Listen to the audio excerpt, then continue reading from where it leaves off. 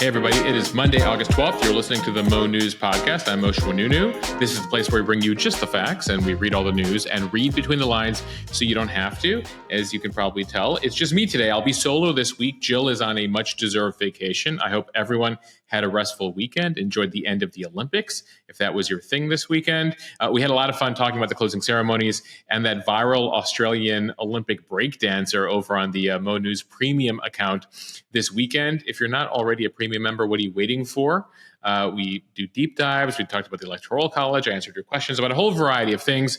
And of course, we had some fun with the Olympics. Head over to mo.news/free trial. Again, mo.news/free trial to join premium. Check it out 2 weeks just for free. I know you won't regret it. So join us over there, mo.news/free trial. All right, let's get started here with today's headlines as we begin a new week here.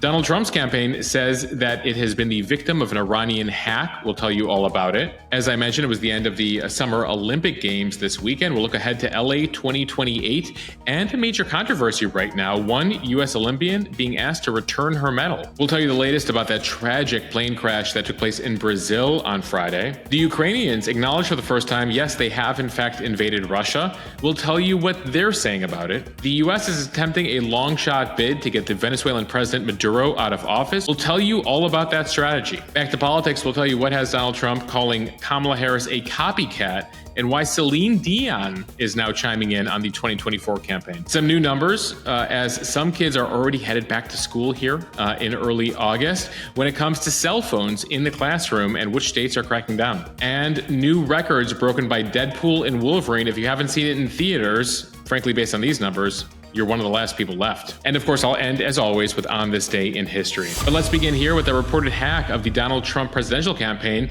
The campaign saying this weekend they were the victim of a foreign hack by Iran. It comes as the campaign received questions from a number of news organizations in recent days about a lengthy document that was leaked from the campaign about J.D. Vance. It was a more than 200-page document vetting J.D. Vance. Is something campaigns do, vetting all the VP nominees. This was from back in the winter. But it appears the campaign was hacked, and this was sent to a bunch of news organizations, which then informed the Trump campaign about it. So the Trump campaign admitting over the weekend, yes, these documents were obtained illegally by foreign sources hostile to the United States, intended to interfere with the election and sow chaos in our democratic process. It comes as Microsoft released a report on Friday in which the company said it had discovered evidence that Iranian hackers had tried to break into the email account of a high-ranking official at a presidential campaign in June. The Microsoft announcement leaving that anonymous, but we found out this weekend that that presidential campaign was in fact the Trump campaign. Analysts and intelligence experts are warning that wider efforts may be underway right now by a number of foreign powers to disrupt the U.S. presidential election, sow chaos in our process. That includes China, that includes Russia, and that includes Iran. In Iran's case, U.S. intelligence officials just said last month that Iran is working to stoke societal discord here in the U.S. and undermine Trump's bid to regain the White House. This is a repeat of their efforts in 2020. They're taking things up a notch. We talked about this on the premium account over the weekend. The Russians, Putin for the most part, wants Trump to win, but wants to sow chaos here. The Iranians want Harris to win, but want to sow chaos here. And China isn't quite sure who should win because both sides have been pretty harsh on China lately, but they want to sow chaos here, if you get the hint. These are authoritarian regimes who want to make the U.S. Look like a mess, create discontent, discord, divisiveness here in the country. And so you have them hacking the campaign and leaking things. Now, as far as this latest hack, this is Iran on the Trump campaign. So far, 2 Democratic House members who have served on intelligence committees have called for briefings here. They want declassification of information related to the interference here. The Iranian group is still actively targeting U.S. politicians and campaign staff. Apparently, Iranian groups are impersonating journalists to approach targets, get them to click on a link, and then they're in the system. The Trump campaign announcement comes after, as I told you, news organizations reached out to the Trump campaign saying, hey, tell us about this document we received. It was a 271-page document. It was marked privileged and confidential. It was from an anonymous AOL user using the name Robert. As I said, all the campaigns typically prepare vetting documents, the good, the bad, and the ugly of various VPs they're considering. This one was hacked, sent around. Politico was the first to report on this over the weekend. We included that over on the premium account. Again, they got this email from someone named Robert. Politico responded to Robert, said, hey, where did you get this information? Tell us more about this vetting document. The account responded to Politico, it's best not to ask. I suggest you should not be curious. Answers will compromise me and will legally restrict you. That then led Politico to ask more questions, trying to figure out who was behind this. Congressman Adam Schiff, he's a Democrat from California, the former chair of the House Intel Committee, and no friend of Trump, I should say, says everyone needs to take this very seriously. He urged officials to quickly declassify any information about the possible foreign threat here. He cited that back in 2016, we all remember covering this, the Russian hack of the embarrassing Hillary Clinton campaign documents. You might remember this in the summer of 2016, leaked all summer long, very strategically, to embarrass that campaign. I remember receiving these documents at CBS News. Media went with them. So did Trump. In fact, Trump at the time called for Russia to leak even more documents on Hillary Clinton. Schiff saying this time around, the intelligence community has now made improvements and should act quickly here. He called on both parties to learn the lessons of last time, called on the media to learn the lessons of last time and how they report on this stuff. Again, as I mentioned, Trump back in 2016 cheered as Russia hacked the Hillary Clinton campaign. This time around, he put out a social media post Saturday night that said, we were just informed by Microsoft that one of our many websites was hacked by the Iranian government. Never a nice thing to do, he posted. The Trump campaign has taken on more protective measures since the hack earlier this summer when it comes to their email system. We'll continue to monitor this story and what comes of this, and frankly, what the Iranians might have gotten a hold of here, and which media organizations are being sent these documents, and how the media approaches it differently this time, if at all, from 2016. All right, now to the story we told you about at the top. The story we've been watching for more than 2 weeks now. The Summer Olympics, they came to a close last night in Paris. The 2024 Paris Games officially done. It was a star-studded ceremony in France's National Stadium, handing off to the next Summer Olympic city, that is 4 years from now, in Los Angeles, California.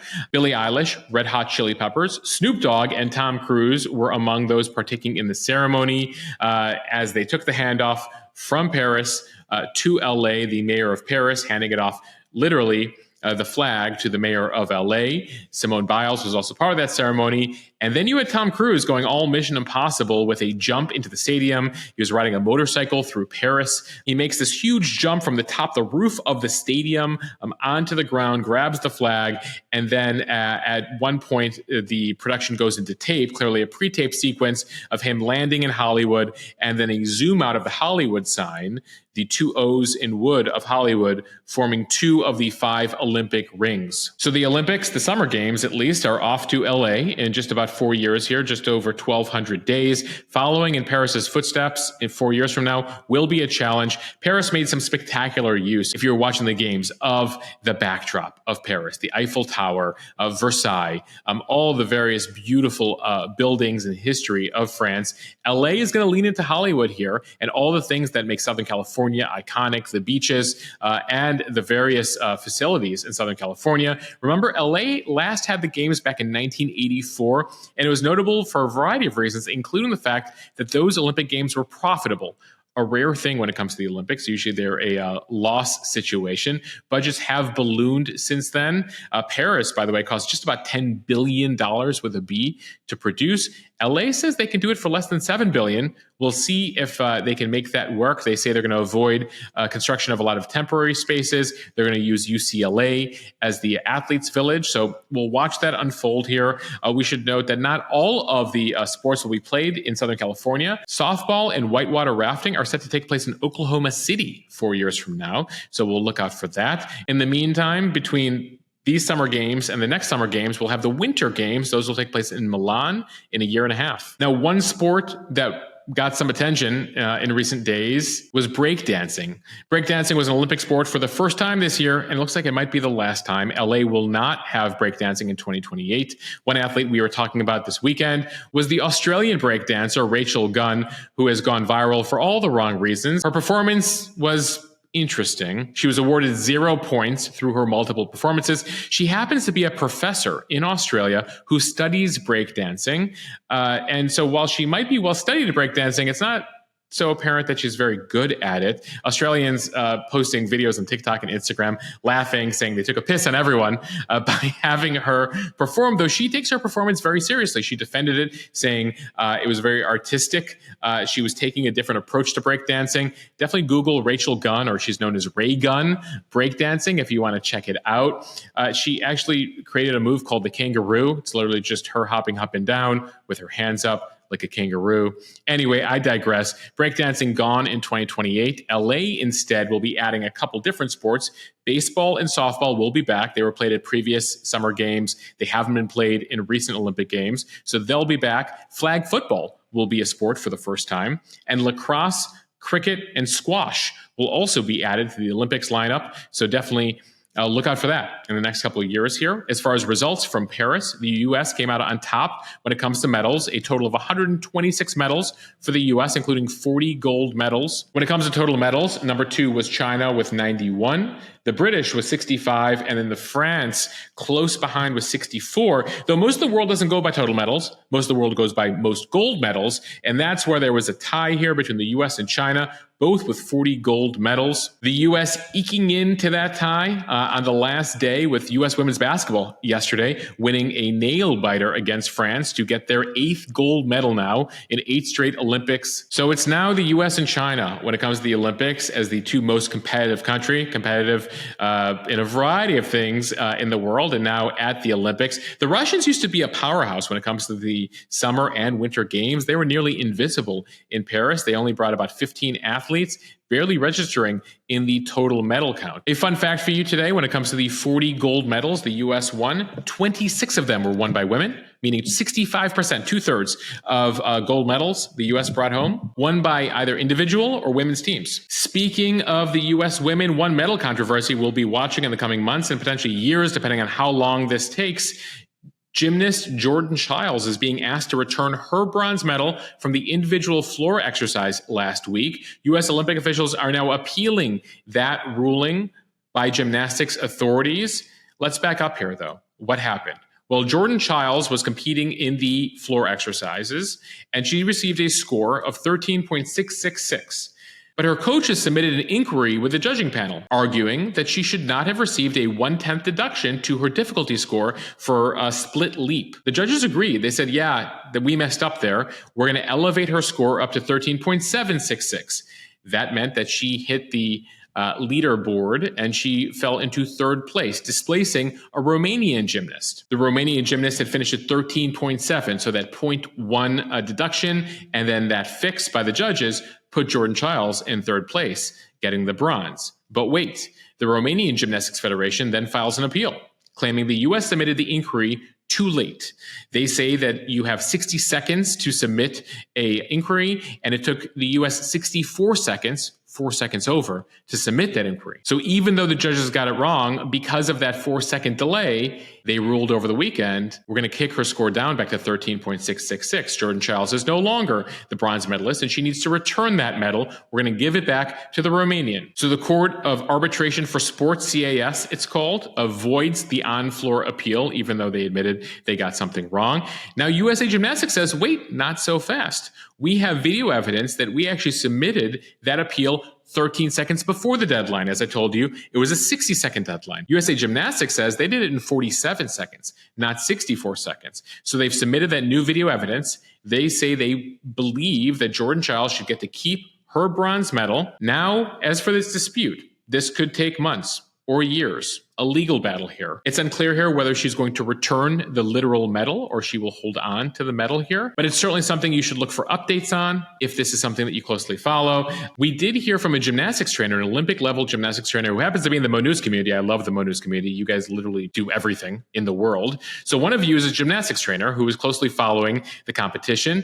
She chimed in on Premium this weekend and said, there is no rule here when it comes to timing. The question is, the 60 seconds, does it apply to when you sign the form, when you submit the form? There is no clock. So what clock are we going off of? That coach in the Mo News community notes that most rules in the gymnastics community come into existence after there's some sort of screw up. They have to go back and try to create a rule. So the Jordan Chiles situation, something we'll be watching for a while here, it appears, but nonetheless, an incredible performance by Team USA at the Olympics, and we're looking forward to LA 2028. All right, now time for our speed read. We begin with this from the AP. Families of the victims of an airline crash in Brazil gathered this weekend at a morgue and hotels as forensics experts work to identify the remains of the 62 people killed in the crash on Friday. That's when a twin-engine turboprop operated by the Brazilian airline Voipass was headed for Sao Paulo with 58 passengers and 4 crew members aboard. It goes down Friday afternoon about 50 miles north of the city. Sao Paulo state government said the 2 engines of the plane have been removed from the crash site as of Sunday evening, and the rest of the wreckage has already been removed as they investigate what took place here.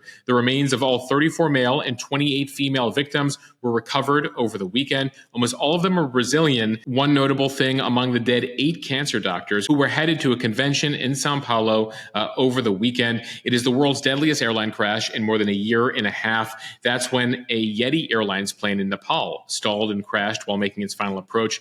That was blamed on pilot error. The question here is, what was the issue? Notably, that crash, just like this one, the Nepal one, just like the one in Brazil, happened to an ATR 72 model plane, ATR being a French-Italian manufacturer, a turboprop type plane. Now, there were reports of severe icing happening in Sao Paulo on Friday. That's one issue they will investigate here. Was this accident due to icing? All right, staying international here from Reuters, Ukrainian President Vladimir Zelensky acknowledged for the first time this weekend that his country has launched an incursion into Russian territory to what he says will, quote, restore justice and pressure Moscow's forces. Russian forces on Sunday were in an intense battle, now going about a week now, inside their own territory after Ukraine's largest incursion into Russia since the start of the war 2.5 years ago. It has left southwestern parts of Russia vulnerable before reinforcements started arriving. So the battle here, at least this part of the war, is now on Russian territory. Ukraine trying to get Russian forces to leave their country, open up some battle lines so they can retake parts of their country. Reminder, Russia still occupies 20% of Ukraine. Also potentially here as part of the Ukrainian strategy to actually hold Russian territory so they can exchange it later for Ukrainian territory in a peace deal. Zelensky saying on Sunday that Russia has launched more than 2,000 strikes into Ukraine. And so based on that, he says that Russia deserves a response. Zelensky saying that, quote, Ukraine is proving that it can indeed restore justice and is ensuring the exact kind of pressure that is needed.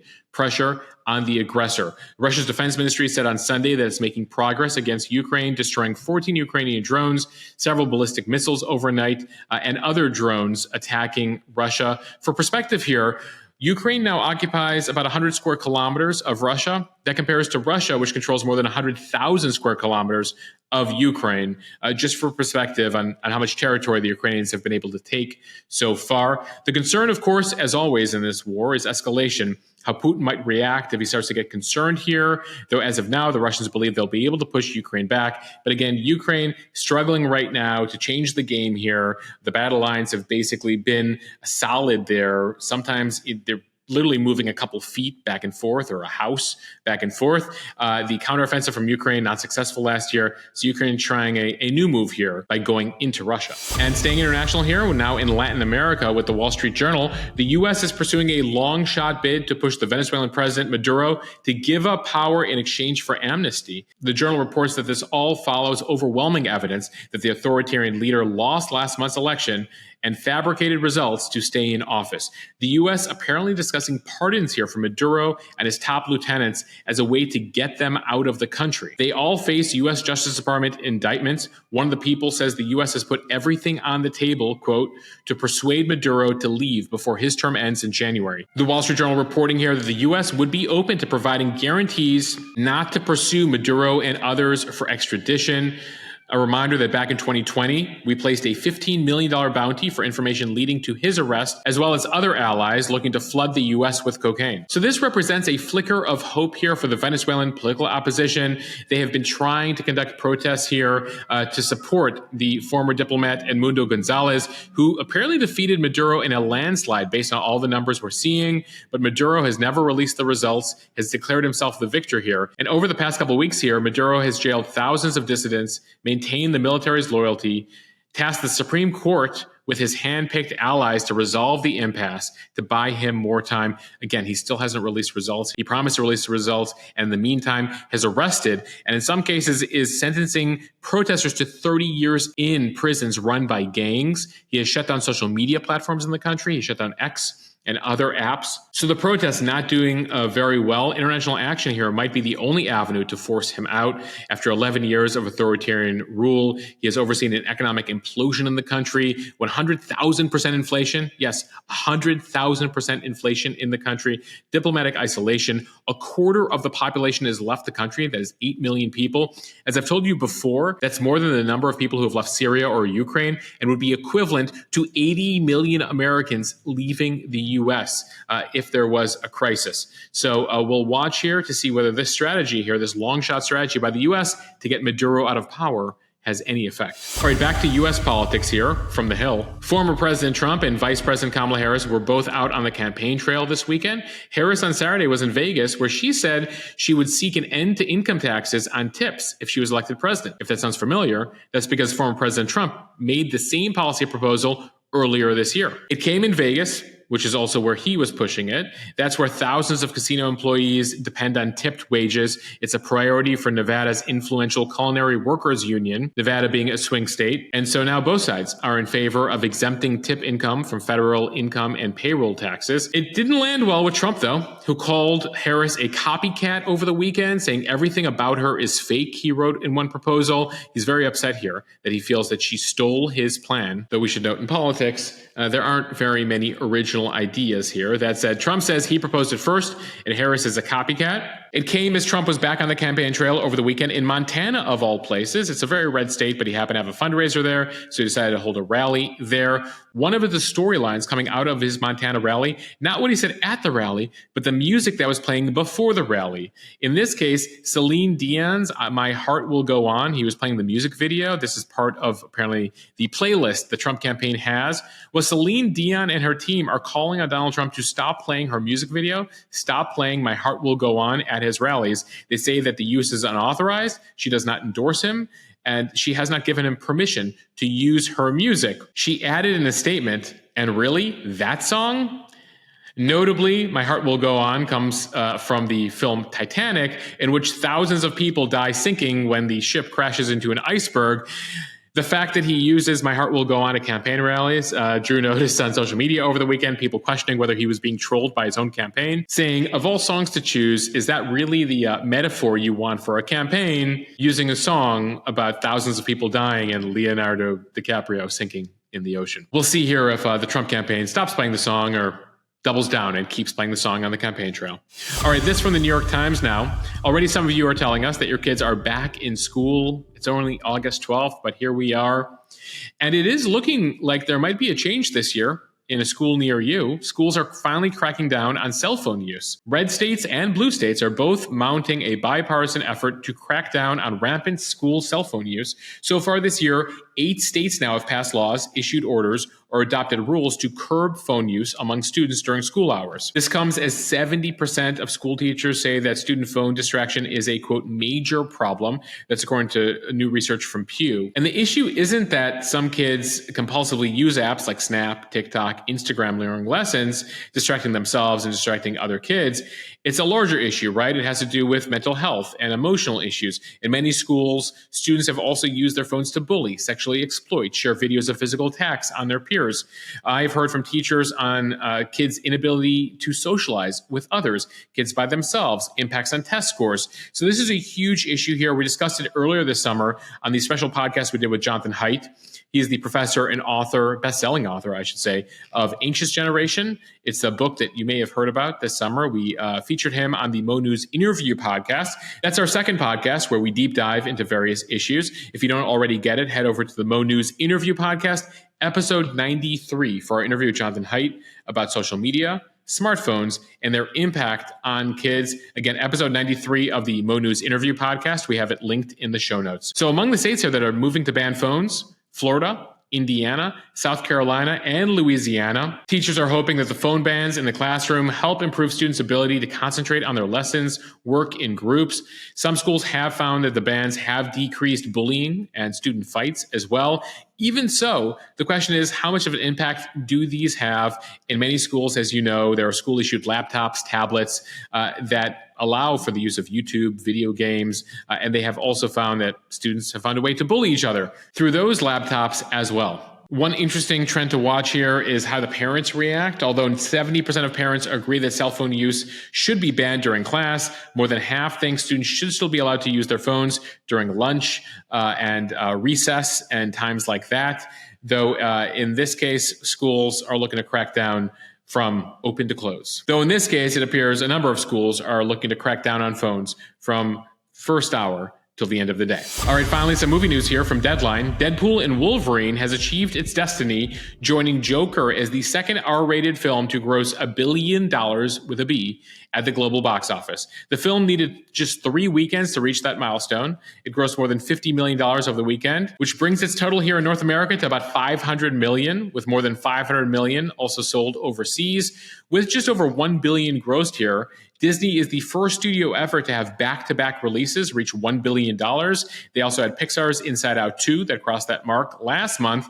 Right now, Inside Out 2 is about at $1.6 billion at this point. And by the way, Deadpool and Wolverine still only 3 weeks in here. So Deadpool and Wolverine looks like it's going to continue to break some records here. They may pass Black Panther, Super Mario Brothers, and Star Wars The Last Jedi, among other films. All right, we end as always here with On This Day in History. We begin in 1961. That's when East Germany, on this day, began the construction of the Berlin Wall. It was meant to separate East Berlin from West Berlin and prevent East Berliners from escaping to the West. That wall would last for 28 years. All right, staying in the 60s here. On this day in 1966, John Lennon of the Beatles apologizes for saying that his band was more popular than Jesus.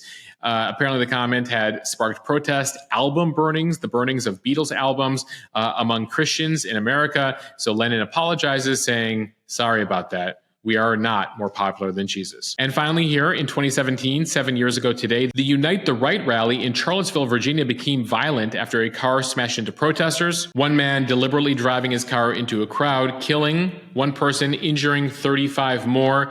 Notably, it was that rally among the far right and Donald Trump's reaction to it that Joe Biden says inspired him to run for president in 2020. All right, we end here with some music and movie news. On this day in 1939, Wizard of Oz, starring Judy Garland, premieres for the first time in Oconomowoc, Wisconsin. This is a fun fact. It premiered in Wisconsin 3 days before opening in Hollywood on this day in 1939. Now to music, turning 30 years old today, the Rednecks released their song Cotton Eye Joe on this day in 1994. And just 3 years later, in 1997, on this day, Usher releases his song, You Make Me Wanna. It was a big summer, that summer of 97, for a lot of hits. I was an aspiring radio music DJ at my high school. I remember playing this on repeat that fall semester. All right, I want to thank you for listening to the Mo News Daily Podcast. If you like what you hear, please share this show with your friends. Word of mouth is what helps us grow. You know, it also helps us grow. Great reviews. So if you could leave us a review over on Apple or Spotify, I would be so grateful for your support, so grateful for your kind words. And as I mentioned at the top, check out Mo News Premium. It's a way to support what we're doing here at Mo News. You also get access to some great deep dives, extra analysis, extra context. It's not more news, it's just extra context over at Mo News Premium. You can find that over at mo.news/free trial to check it out for 2 weeks. All right, everybody, I'll see you back here tomorrow.